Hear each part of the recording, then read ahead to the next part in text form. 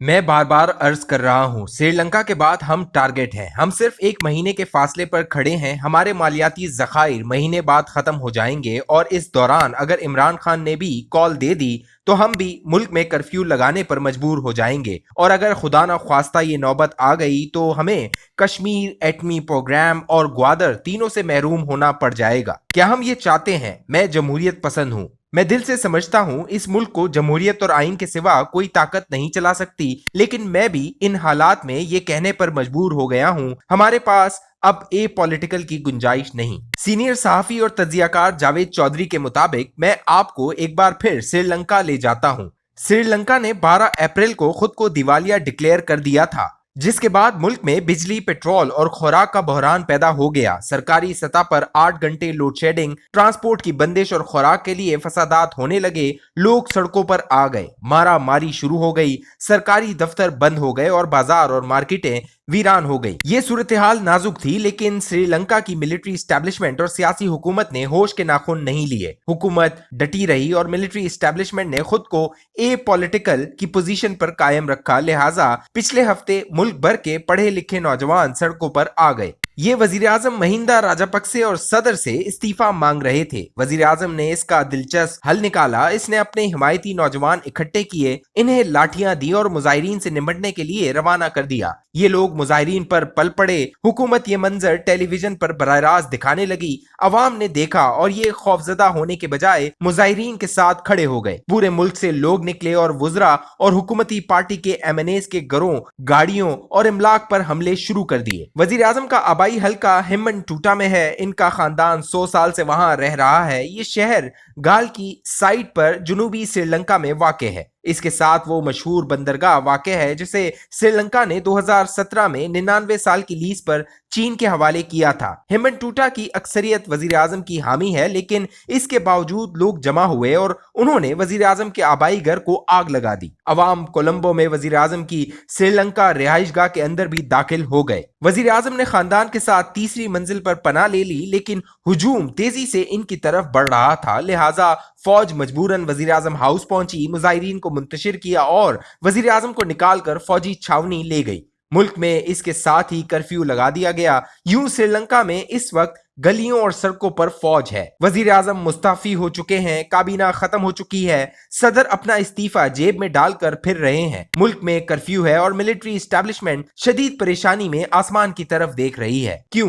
क्योंकि श्रीलंका को इस बहरान से अब सिर्फ IMF निकाल सकता है, लेकिन IMF से मुज़ाकरात के लिए हुकूमत चाहिए और श्रीलंका में इस वक्त हुकूमत मौजूद नहीं। लिहाजा मुल्क को इस सूरत हाल से कौन निकालेगा? श्रीलंकन एस्टेब्लिशमेंट इस वक्त सिर्फ इस सवाल का जवाब तलाश कर रही है। मैं बार बार अर्ज कर रहा हूं, श्रीलंका के बाद हम टारगेट हैं। हम सिर्फ एक महीने के फासले पर खड़े हैं। हमारे मालियाती जखायर महीने बाद खत्म हो जाएंगे और इस दौरान अगर इमरान खान ने भी कॉल दे दी तो हम भी मुल्क में कर्फ्यू लगाने पर मजबूर हो जाएंगे। और अगर खुदा न ख्वास्ता ये नौबत आ गई तो हमें कश्मीर एटमी प्रोग्राम और ग्वादर तीनों से महरूम होना पड़ जाएगा। क्या हम ये चाहते हैं? मैं जमहूरियत पसंद हूँ। मैं दिल से समझता हूँ इस मुल्क को जमहूरियत और आइन के सिवा कोई ताकत नहीं चला सकती, लेकिन मैं भी इन हालात में ये कहने पर मजबूर हो गया हूँ, हमारे पास अब ए पॉलिटिकल की गुंजाइश नहीं रही। ये इमारत गिर रही है। हमने अगर इसे बचाना है तो फिर इस्टेब्लिशमेंट को ये जिम्मेदारी उठाना पड़ेगी, और अगर ये नहीं उठाती तो फिर इसे श्रीलंका की तरह मुल्क का मलबा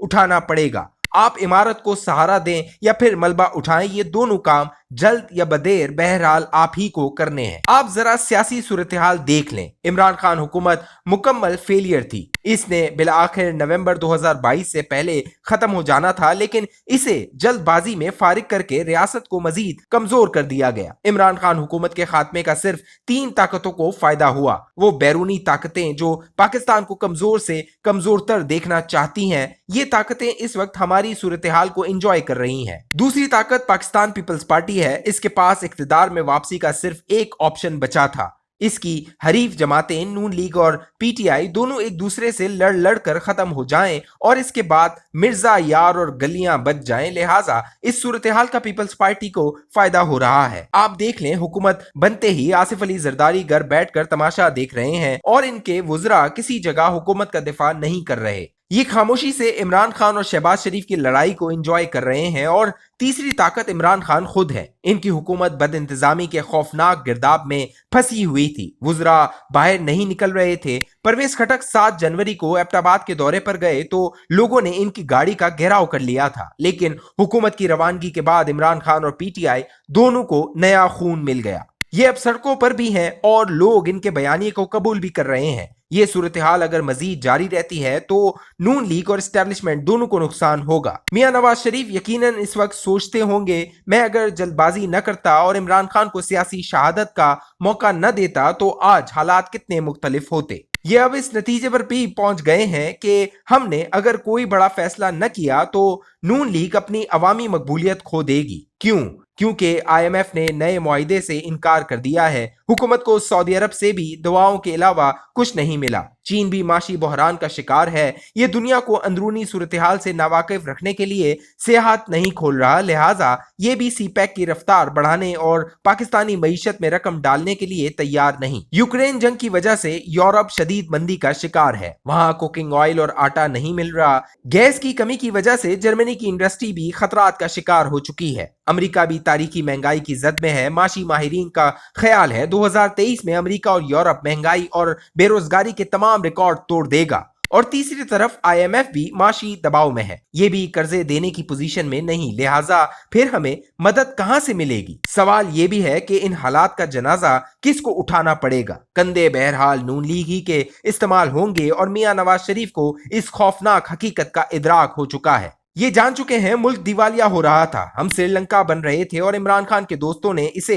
निकालकर नून लीग को इस गिरती हुई चट्टान के नीचे खड़ा कर दिया है और हमने जज्बात में गलत सियासी फैसला कर दिया। ये यकीनन इस वक्त मान रहे होंगे हम फंस चुके हैं। हम अगर हुकूमत जारी रखते हैं तो हम साल के आखिर तक अपना वोट बैंक खो देंगे और हम अगर हुकूमत तोड़ देते हैं तो मुल्की बहरान मजीद गंभीर हो जाएगा और आखिरी उम्मीद भी दम तोड़ देगी। मियां नवाज शरीफ की लंदन में पार्टी लीडरों से मीटिंग्स जारी हैं। मुझे महसूस होता है मियां नवाज शरीफ सियासी टेम्परेचर डाउन करने के लिए नए इलेक्शन की तारीख भी दे देंगे और इमरान खान को इंतखाबी इस्लाहात और नए इलेक्शंस की पेशकश भी कर देंगे। अगर इमरान खान मान गए तो ठीक, वरना दूसरी सूरत में रियासत को इन्हें समझाने की जिम्मेदारी दी जाएगी। रियासत अगर कामयाब हो गई और इमरान खान हुकूमत के साथ बैठ गए तो ठीक, वरना दूसरी सूरत में मियां नवाज शरीफ हुकूमत तोड़ देंगे और मुल्क को अल्लाह के आसरे पर छोड़ देंगे। और अगर खुदा न ख्वास्ता ये हो गया तो फिर मुल्क का वाकई अल्लाह हाफिज है, क्योंकि फौज बराह रास्त इक्तदार में नहीं आ सकती। मार्शल लॉ की सूरत में मुल्क पर इक्तिसादी पाबंदियां लग जाएंगी